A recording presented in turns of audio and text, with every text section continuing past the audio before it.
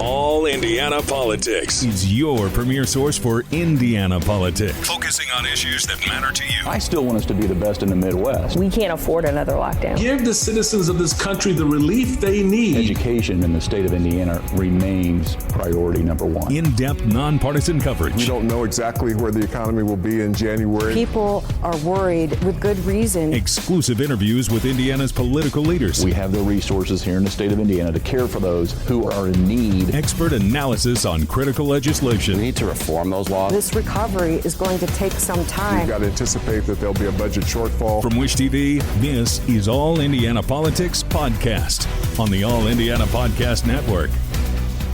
Good Sunday morning, everyone. Welcome to All Indiana Politics. I'm Phil Sanchez. Governor Mike Braun now says a special session on redistricting looks increasingly likely. This is Democrats are turning national figures to make the case for leaving Indiana's maps alone. Our government reporter Garrett Berquist explains how the potential session is taking shape.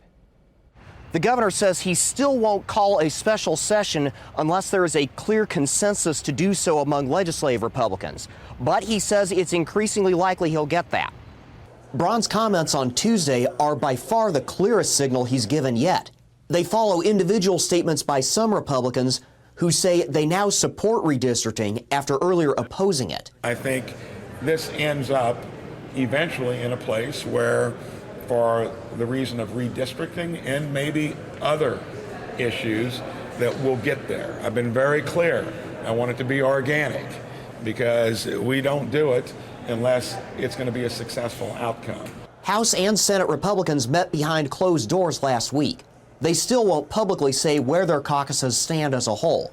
Braun says he probably would ask lawmakers to address other issues in addition to redrawing Indiana's congressional maps. One could possibly be how we dovetail with the bill that was passed to make sure that our own state code will coordinate with it so that we can take benefits of what changed in the big bill. It isn't really a one-issue special session. That's what he's trying to avoid. Let's use that term. That's what he's trying to avoid because he can't get the support to have everybody come in just for that one issue. Delaney says any argument for redrawing Indiana's maps mid-cycle ignores the fact the Republican supermajority already drew the current maps. Are they saying they understole? That they didn't shoplift enough seats? That's a real test of a bad argument, when the justification keeps shifting. Now, as some people are saying, it's because the Democrats are violent, so we got to get rid of the Democrats. I've heard repeatedly that we should have no seats. We should have no seats because we didn't win any statewide elections. Where's that written? House Speaker Todd Houston and Senate President pro tempore Rod Bray would be responsible for telling the governor whether their caucuses want to redraw the maps. Their offices have repeatedly refused for weeks to comment on possible redistricting. Braun says if he calls a special session, lawmakers would hold it sometime between early November and the beginning of the regular session in early January, likely earlier rather than later. At the State House, I'm Garrett Berquist for Wish TV and WishTV.com. Meanwhile, former U.S. Secretary of Transportation, Secretary, and also the former South Bend Mayor Pete Buttigieg is urging Indiana voters to lobby against redrawing the maps. Pete Buttigieg headlined a rally against redistricting at the State House. It drew some 300 to 400 people. Buttigieg says the fact Republicans still have not called a special session shows many of them don't want to do it. They are being pressured to change the rules so that voters don't have a say anymore, and they know that that is wrong. And we know why they're doing it, which is because the agenda of Washington Republicans is so unpopular that even here in Indiana, they are afraid of losing if they have to run on a fair map. Buttigieg rather told the crowd to call or write to their state lawmakers to tell them to leave the maps alone. For more on this, let's bring in two members of Indiana's best political team, Republican Whitley Yates, Democrat Lindsay Haake. Good to see you both. Thank you for having us. Whitley, let's start with you. This is starting to look more and more likely. It looks like Braun is starting to warm up to this idea. Is this going to happen? And if so, is it a good idea? It's looking like it is going to happen, and whether or not it's a good idea is going to have to play out in history, but I do think that there is pause for cause considering we just approved the maps that we're using now Who is going to pay for a special session to do the work to redistrict? And is this what Hoosiers want? I think is the biggest question that we have to ask. Lindsay, I'll let you respond to that as well. Sure. I'm not necessarily sure. I agree with that. They're going to go straight into a special session. I think they're just going to start session early. That's just my thoughts on it after having chatted with some folks. I think they're just going to start it early and start those hearings early, and in the name of transparency, and try to make sure that that conversation starts sooner to involve more people. Although obviously we know that the decision will be made behind closed doors, as it normally is in redistricting. Let's be frank, it always happens that way. No matter who's in control, that always occurs that way.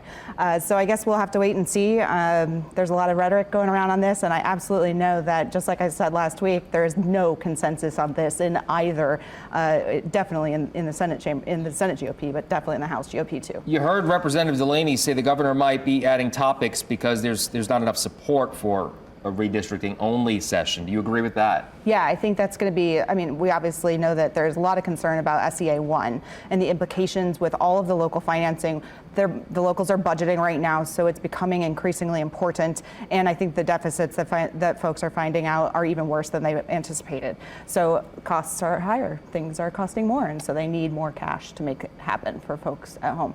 Whitley, I'll let you respond to that, and also just one final take on whether or not this is going to happen.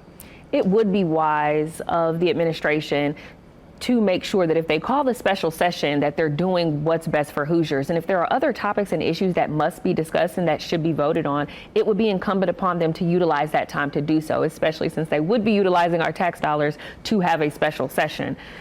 All in all, I think that we've seen people come and go on this topic, but we're beginning to see more Republican legislators agree with doing a redistrict. And so I do believe that the special session will be called and we will end up in a redistrict. And I'm sure we'll talk about it a lot. We will. Good to see you both. Thank you. Stick around. We'll have much more from the both of you coming up here in the show. Coming up, Indiana's top educator taking on colleges and universities. We discuss expectations for the new school year. Welcome back. Next month, Secretary of Education Dr. Katie Jenner will add a new title, Commissioner of Higher Education. She will take on a dual role after Commissioner Chris Lowry retires next month. Jenner sat down with our government reporter Garrett Berquist to discuss her new role. They also talked about the upcoming school year on both college campuses and in K-12 classrooms. Joining us now is Dr. Katie Jenner, Indiana Secretary of Education and incoming Commissioner for Higher Education. Dr. Jenner, welcome back to the show. Thank you. Good to be here. So you'll become the new Commissioner for Higher Education next month when Chris Lowry retires. That's going to be in addition to your duties as Secretary of Education. When did you first learn that was the plan? Yes. So first of all, I need to give a huge congratulations and thank you to Commissioner Lowry. He served several years, has been able to get a lot of good work done. Notably, and one of my favorite is the auto enroll of 21st century scholars, but just really proud of what he did in the years that he was here. There had been a bit of discussion. Of course, anytime you have a person exiting, you always think through what could this look like, whether that's at the state government level or whether you're running your own business. What should it look like in the future? And so I think it was probably a couple weeks before. How do you plan to balance those two roles? Commissioner Lowry and I have already been working together a lot. So when you think about the education continuum and K-12 education and higher education, a lot of the work connects. And I think so much of the opportunity ahead is making sure we do a better job seamlessly connecting students with their desired next step. I always think about, a track race when the runners are sprinting and it's a relay and they pass that baton back. It looks amazing. They're doing it at full speed. How do we do a better job with students when they're at full speed and they graduate high school and ensure that their purpose, whether that be enrollment in a 4-year, a 2-year college, an apprenticeship, going into workforce training, that it is as smooth as possible. Historically, elementary secondary education and higher education have occupied separate spheres. So does this suggest closer cooperation between the two on issues such as curriculum? Yeah, I think the cooperation opportunity is always there. And you look even at the high school redesign with our high school students able to earn a credential of value. Those credentials of value are typically a year or so of college and then could be stacked into a future college opportunity, a future CTE or workforce opportunity. So a lot of potential ahead to just really encourage that collaboration between K-12 and higher education. I want to talk about this new school year. In your new capacity, what will you do to address concerns about anti-Semitism on college campuses? Yeah, so anti-Semitism of any kind is completely unacceptable, to be very clear. So having that very clear expectation coming right out of the gate will be important. Also, I plan to, and have already started meeting with some of our college presidents, including public and private, certainly parents, families, and students, but anti-Semitism of any kind is completely unacceptable and will not be tolerated. How do you plan to balance concerns over issues such as anti-Semitism on college campuses with free speech, such as the student-led protests we've seen? Yeah, so free speech is a constitutional right. I do believe as a country we have a real opportunity to disagree better. I think sometimes the way that we disagree is not always hearing opinions out, listening to understand, and then responding. Social media and the comment section is a prime example. But free speech is a constitutional right that has to be paramount. And you can have a place where there's free speech and there's also a place where it's completely unacceptable to have anti-Semitism. And we should have both. We're now in the second full year of Indiana's new third grade literacy law, and state lawmakers have tweaked it a little bit to address some concerns involving English language learners. Based on the test results that we've seen so far, how concerned should parents be about their child being held back a year? What we will do is in October, we have what's called a count day. A count day is when we understand where our different students are, what schools they chose, if they're still at the same school. That will give us more of a look into students who might have earned a good cause exemption. We know we'll have a significant percentage who, to your point, are either special education students or English learners who came in within the past couple of years. So we absolutely anticipate seeing some of those good cause exemptions who move to fourth grade. I think on that point, it's also really important that one of the statute changes was in the past, when our good cause exemption students moved forward, having never passed that reading test, they just continued on. Now what we'll do is ensure that the student can read. We'll keep working with that student. All right, coming up, Indiana's Best Political Team talks changes to a key child care subsidy and First Amendment concerns over reactions to Charlie Kirk's death. All right, welcome back to All Indiana Politics. Joining us once again, Democrat Lindsay Haake and Republican Whitley Yates. I want to begin with the firings over social media posts about Charlie Kirk's assassination, ladies. They included teachers, state employees here in Indiana as well. It's extended to late night talk show host on a national level as well. This question for both of you now. Are we going over the line? And also, there has to be some talk about First Amendment rights here too. And Lindsay, I'll start with you. There does. It seems to have, it's a Pandora's box really that's been opened. The conversation is happening now really a global way, especially with the firing of Jimmy Kimmel. Well, excuse me, I'm sorry, not firing, but either he's preempted or what I'm not really sure. Suspended or whatever they call it. Yeah, I'm not really sure what the status of that is, but it's a terrible signal. And we saw this fragmentation even in the administration itself, right? We saw Pam Bondi today, or a couple days ago, talk about how hate speech is terrible, right? And we saw Governor Cox say how words are words, it's not violence. But the fact is, hate speech is a thing. And we need to make sure that we protect, especially our kids, from these comments that are essentially being, and that's why you saw so much action this week. I think, especially you saw a teacher in Gibson County too. This is hitting home in a very real way, and so I think it's important that everybody is very careful with what they say. But it's also sent a huge chilling effect on free speech, which terribly worrisome.